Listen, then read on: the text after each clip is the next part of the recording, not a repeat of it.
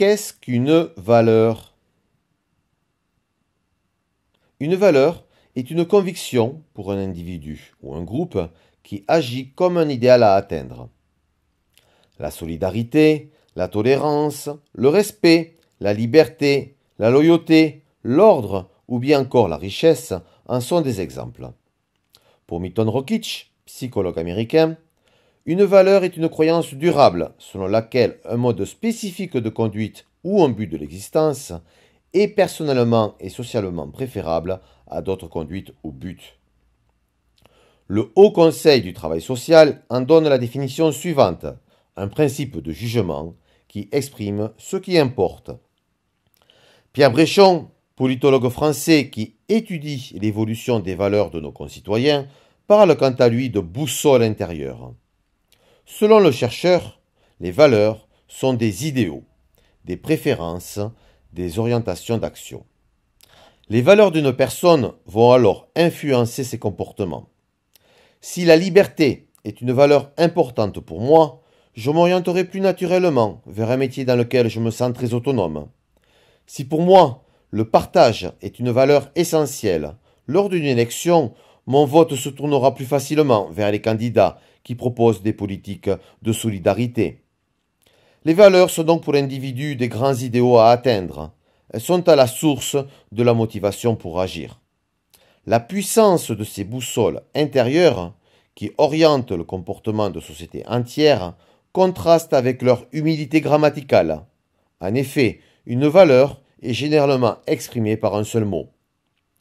Milton Rockich les classe en deux grandes catégories. Les finalités, la liberté, la solidarité, la fraternité, la tradition, la sécurité, la paix, la famille ou la nature, et les manières d'agir de l'individu.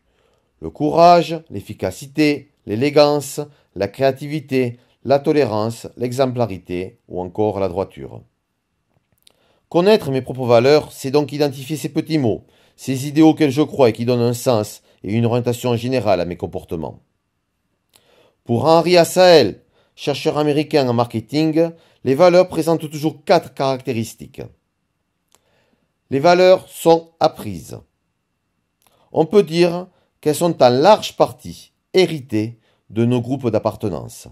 La famille, la société, le corps professionnel. Nous les intégrons par le processus de socialisation. Les valeurs s'incarnent en normes. Une norme est une conduite attendue dans un contexte social donné et qui s'impose à l'individu. Dire bonjour, merci, payer ses impôts. Les normes peuvent être formelles à travers des textes réglementaires ou informelles selon les usages au quotidien. Les valeurs sont partagées. Les membres d'un groupe social donné partagent des valeurs similaires. Cette communauté de point de vue du groupe assure sa cohésion dans la durée. Enfin, les valeurs sont stables mais restent dynamiques. Une fois instituées dans un groupe, les valeurs acquièrent une certaine stabilité dans le temps. Cependant, l'arrivée de nouveaux membres dans le groupe peut parfois provoquer le remplacement de valeurs dominantes.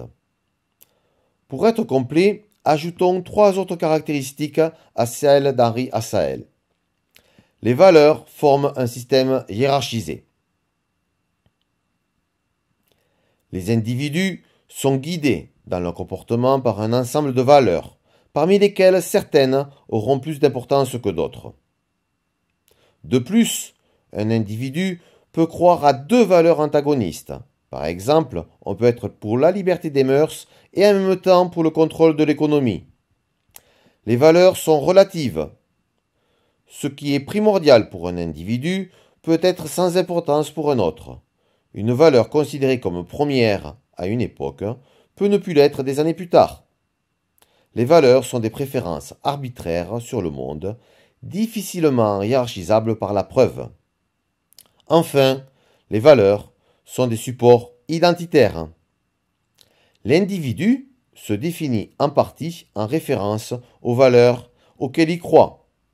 Le contraindre à agir contre ses propres valeurs, c'est donc porter atteinte à l'intégrité de son identité. Que faut-il retenir de cette vidéo? Les valeurs sont des croyances. Elles forment des grands idéaux qui guident l'action des individus.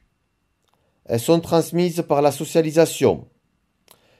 Elles peuvent s'incarner en normes et dicter les comportements. Elles sont relativement stables et permettent d'assurer la cohésion sociale. Elles peuvent cependant évoluer dans le temps. Elles sont organisées en systèmes de façon hiérarchisée. Certaines valeurs peuvent être antagonistes entre elles. Leur importance varie d'un individu à l'autre. Enfin, elles sont des supports identitaires.